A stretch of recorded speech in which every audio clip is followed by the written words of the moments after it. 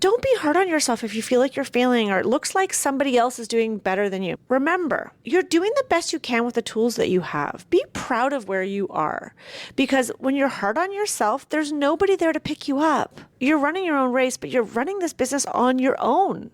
You have to be your number one advocate because no one else is going to do it for you. All right. I'm Rebecca Hay, and I've built a successful interior design business by trial and error, podcasts, online courses, and so many freaking books. Over the last decade, I've grown from an insecure student to having false starts to careers, and now I'm finally in the place where I want to be. Throughout my journey, it's been pretty obvious that I'm passionate about business and helping other entrepreneurs do the same. Each week, I'll share tangible takeaways from my own experience and the experiences of other badass women to help you build your confidence and change your business. Hey, it's Rebecca, and you are listening to Resilient by Design. Today's episode is, well, a little different. I am currently sitting in my hotel room in Nashville. I'm testing out my new podcast gear. Oh my goodness, I'm clearly tired. My podcast gear that I got to use at the panel that I'm hosting at High Point, which is coming up. And I don't know, I just had the urge to sit down and test the equipment and record this for you guys. I was supposed to record this episode a few days ago, and then it just got so hectic before I left. You guys know how that goes. And so I just thought it was perfect time as I'm sitting here alone in my hotel room, really relishing being alone. I'm not going to lie. I'm not mad about that. But I want to talk about being lonely as an entrepreneur. And this is maybe I don't know, we'll see how this goes. Maybe I'll add a follow-up episode after I've been on this trip. But part of me coming here to Nashville is because I do feel lonely in my coaching business, in the online space. I've built an incredible community of designers and colleagues, and as I grew my design firm, that's what I needed. And now I find myself without many colleagues doing what I'm doing in the online space and coaching and teaching and managing all of that. And so I decided to invest, and it was a whopping big investment for me, to invest in this 6-month mastermind that kicks off this week in Nashville for 2 days in person, which is super exciting. It's all women, I believe. I haven't met all the women yet. We have a Slack channel. Haven't met everyone yet. And it is organized by one of my teachers and mentors, Amy Porterfield. You may have heard of her before. It was an application process to do this. And I am so excited to learn, yes, but truthfully, just be in a room with other like-minded, driven women who are all going after the same things. Not necessarily, none of them are in the interior design space. I don't think any of them have courses and community the exact way that I do, but that's what's so cool. And it's really got me thinking about the early years for me growing my design firm and what really made a difference. And truthfully, and a big shout out to my very first, the OG designer bestie, Jessica Kelly Design. Guys, give her a follow on Instagram. She's a very talented designer. But she was really my first designer friend in Toronto who I was able to call and lean on. And then we built a group of friends that we would meet every month. And then it extended past that. And then I started doing designer meetups. And really, part of what I love about teaching and doing these courses, but also hosting Designer's Room and all the different ideas I have up my sleeve is I love bringing women together because there's so much magic that happens when you can share your story. And I do think it is very unique to women, and there are men who are also this way. But in general, the women I know like to talk and communicate and share ideas and don't always need to come up with a solution, but they just want to sort of hash it out and hear what other people are doing and learn from that. And there's so much power in that. So I'm here this weekend, or not weekend, I don't know, what day is it? My gosh, it's Wednesday night right now. It's an hour behind in Nashville. It's been a long travel day. If you followed my Insta stories, our plane had to turn around after we took off about 20 minutes into the air for some electrical issues. So it was just a long day. It got fixed and we ended up taking off a few hours later. But you know how those days go. They're long. And the anticipation of flying, and then you don't sleep the night before because I had an early flight. Anywho, all that to say, I'm here. And I've got Thursday, Friday to do this mastermind, to be with these women. And I'm so excited. And so I think today's episode is really about, and I guess this isn't an intro. I just launched right into it. Sorry, Abby, my podcast editor. I just kind of went for it. I just want to talk about the key takeaways that I have learned from being a solopreneur. And I hate that term because everyone is solo. We're all running our own race. We're all in our own lane. But there is something about running a business if you don't have a business partner. To be quite honest, very few businesses or business owners or entrepreneurs or designers I know have a business partner. And if you do have a business partner, I mean, it's amazing. And I know obviously I know a handful of designers, and I've even coached some designers who have business partners. So I've seen up front firsthand, there's this incredible team partner, a duo that I coached earlier this year, and they own a business together. You know who you are if you're listening. And I have to say, it was really amazing to get to hear how they balance each other out and how they're able to bounce ideas off each other and how someone can pick up the slack for someone else when they're going through a rough time personally, or when, the team really needs the one person, or when the revenue is really coming in on the one end and the other can step in and help. And I found myself quite inspired by it because I always used to think like, oh, business partners, it's not smart, it doesn't work.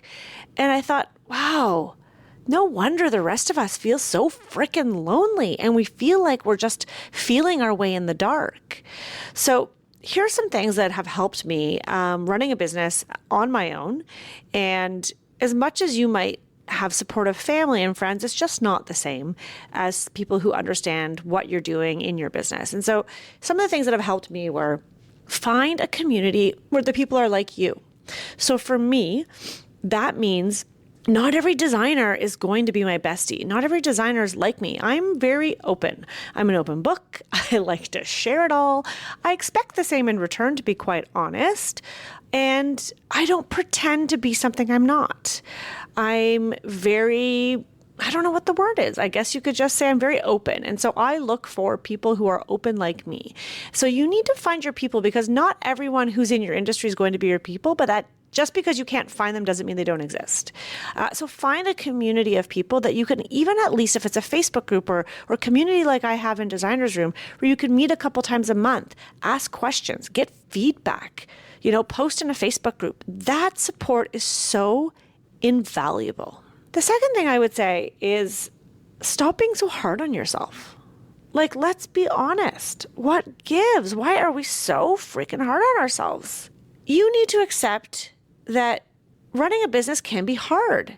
And guess what? Nobody has it figured out. And if they do, they've gone through the messy middle, beginning, and like all of the things that you're going through right now. And so don't be hard on yourself if you feel like you're failing or it looks like somebody else is doing better than you. I'm going to get to that in a second. Really, remember, you're doing the best you can with the tools that you have. Be proud of where you are, because when you're hard on yourself, there's nobody there to pick you up. Because you're running your own race, but you're running this business on your own. If you're like me, maybe you have a partner. Like, sure, my Chris is great. My husband's great. I'll bounce ideas off of him, but he's not always interested to talk about it. I'll be honest. When I sit down at the end of the day, I'm like, oh, what about this? I'm thinking about doing this. And like, I could also do that. And what do you think about that? And he's like, yeah, okay, so I've got 10 minutes and we got to get dinner on the table and blah, blah, blah. Like, he's not as useful when it comes to like being a marketing partner as you might think. He's so useful in so many ways. And he got me set up on all this tech, which I'm so grateful for. So this is like, shout out to Chris Karski, my husband. He's amazing. But it's not the same. Like, when these people are not living and breathing your everyday, they can't really lift you up and support you the same way. Like, you have to stop being hard on yourself. You have to be your number one advocate, because no one else is going to do it for you. And you might have people cheering you on. And if you find that community, like I said, then that's amazing. But you need to recognize that you are doing the best that you can and give yourself some grace. Recognize that you're not going to get it perfect from the get-go. And maybe you'll do something and the client will be upset. Or maybe you didn't train that person properly. Or maybe, oh shoot, like that lamp really doesn't match. Oh, what was I thinking? Like, oh my God, should I hide it? Do I just replace it? Like, It's okay. You're human. We're going to make mistakes. I feel like I'm constantly having these conversations with my clients who have this desire for perfection. I keep reminding them, like, our goal is not perfection. Our goal is beauty. Our goal is finding something that's functional, that's going to work, and something might come, and maybe the pictures were printed in the wrong format for the frames, but let's just make it work and make it beautiful. Why are we sweating all these small details? So give yourself some slack and give yourself some grace, because you are doing this alone. The next thing I want to talk about is, if you are running your business on your own, it's very easy to fall down the comparison trap rabbit hole. And I know I've talked about this here before, but I feel like I will be talking about this forever because this doesn't really ever go away. You can't just hear one podcast episode about stop comparing yourself to your peers. Like, obviously, it's not that easy. Trust me, if it was, I would have stopped doing it years ago. That is something that we are all working on. And if you've mastered it and you're like, I don't relate, then holy heck, can you please give me your formula? But what can you do so that you stop feeling like everyone has it figured out? Because that makes you feel more alone. We don't want you to feel alone in business. I don't want you to feel like you don't know or have a partner or don't know how to do it, or like everybody else has it figured out and they're 10 steps ahead of you. And I can tell you, like, even tonight when I was sitting having my dinner alone at the hotel, I was just sitting in the lobby bar, had a glass of wine, had some hummus and veg. And then I was like, oh my gosh, I'm so tired. I'm going to my room at 6:30 at night. True story. But even then, I open up Instagram and what do I see? Someone who I've compared myself to in the past, who's doing something incredible. This reel pops up and I'm thinking, holy heck, why am I not there yet? And I had to catch myself and I was like, Rebecca, why are you on Instagram right now? This is just doom scrolling. You have nothing to post. You don't need to respond to DMs. By the way, you only have like 2 DMs, Rebecca. Like, you don't need to respond to every DM. By the way, I do respond to all my DMs personally in case you ever send me a DM. It is me, because I just can't relinquish that part of my social media. I just like to connect with people, and I like chatting with people because I can be a lonely entrepreneur. Okay, actually, I'm going to talk about that. I want to talk about the power of that actually in a second. But the doom scrolling, the comparison trap, the looking at how other people have a project that might be better than you, or, oh my God, looks like they have so many like friends in high places, or fill in the blank. We all have our shit, right? We all have the thing that we look at other people and we think, why them and not me? That doesn't do you any good. That creates a negative energy around you that is only going to make you feel worse about yourself. It's not going to help you connect with others. And when you do connect with others, you'll probably end up bitch and moan and complain about the other people in your industry, or about your clients, or about your contractors. That is no bueno. It's not going to get you anywhere. And I know you know this, but this is your healthy reminder. This is your weekly dose, the Resilient by Design dose of reality, and hopefully a little bit of motivation. I'm telling you right now, I'm saying this as much for your benefit as I am for my benefit. So think about how you spend your time and how you view other people. You know, they say, whoever they are, that when you're jealous of someone or you look at someone and you wish you had what they have, oftentimes it's actually a really good sign for you to pay attention to, because it means you want something that that person has. And if you have a dream to have it, I believe it's possible to make it happen. So whether you look at that person on social media or at an event and you say, okay, I recognize in myself that she irritates me because she's so well dressed, and that's probably because I never feel well dressed and it's something that I want, as opposed to trying to put the other person down because they always look amazing. They must have had plastic surgery. They definitely have a personal stylist, et cetera, et cetera, et cetera. Rabbit hole.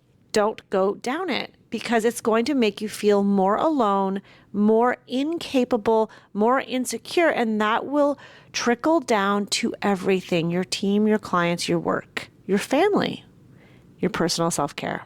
Because when we are running a business, it embodies us. It's not just like showing up, working at a restaurant, serving dinner, and then when the dinner rush is over, your manager cuts you and you're done and you cash out your tips and you go home. It's not the same. Your heart is in it. It's your life. You're probably thinking about it when you go to bed. You're probably thinking about it in the middle of the night. You're probably even thinking about it while you're trying to get the kids off to school because you're just trying to, oh my God, I didn't respond to that. Did that person say that? Oh my God. Checking your email on your phone. Like it's never ending. So you do embody your work. And so when you embody your business and you don't feel like you have the support of a community and you're hard on yourself, and then you start comparing yourself to other people, it's a no-win scenario. And then the last thing I want to share with you that has really been aha for me over the years that I really have been quite grateful for actually is the power of connecting online. And I know this is kind of a weird one to throw in there, but we don't all have the benefit to go to a 2-day mastermind in Nashville with 20 other driven people, or to go to High Point Market even and attend an event or a panel or one of my meetups. We don't all have that ability, but what do we all have the ability to do? To connect using the internet. There's something actually good about it. I have made so many connections with vendors, other designers who have become friends and colleagues who I have met through DMs on Instagram. And I don't think that world is gone. I do think that there is still an ability to connect with someone, and those can become real friendships and real connections. So I'm not saying to live on Instagram, but I would say if you do connect with someone, whether it's online, whether it's in person, continue that relationship. Follow up with an email, send another DM, make a note to follow up with that person. Like those can become real friendships. I have so many relationships, and many of you who are listening, we've met in person and you've taken my course and I've gotten to know you because of social media, because we've been able to connect that way, or because of a Facebook group or whatever it might be. And it really does make you feel less alone. Even though you're not physically in the same room as the other person, it can make you feel like, okay, there's other people going through what I'm going through. I don't think that I'm the worst, if that makes any sense.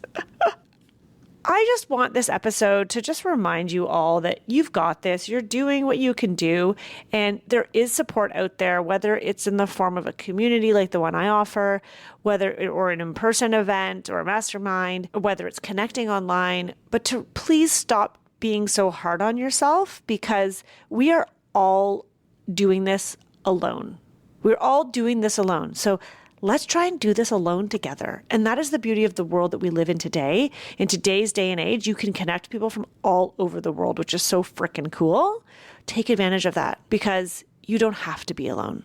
And it doesn't necessarily require you hiring someone. And my last kind of bonus tip, if you will be if you're feeling alone in your business, it's not always the best solution to lean on your employees, contractors, freelancers as if they are your business partner. And now, it depends on what level of seniority they would be at, but I've certainly made that mistake where I shared a little too much of my struggles that as a business owner with the people who worked for me.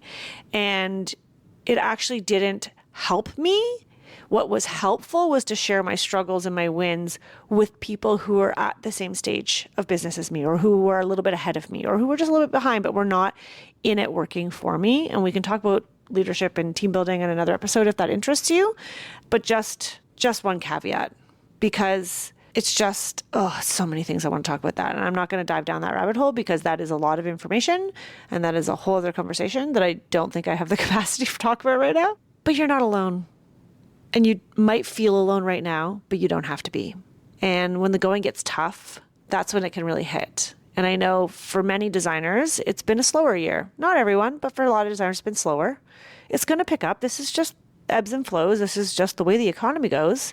Has no reflection on you. But what can you do to connect so that you feel supported, so that you're getting the information you need, you're getting the support you need, you're getting the motivation you need, the friendship to make you feel like, okay, I got this, because you got this. And I know you can do this. And I'm totally rooting for you. All right. I hope this episode worked out. We'll find out. Does it air? Does it not?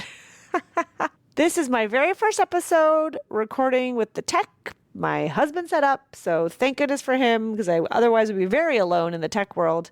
But thank you for listening, and I'll see you soon. The Resilient by Design podcast is produced by Vera Marquez, edited by Abby Circatella, and hosted by yours truly, Rebecca Hay.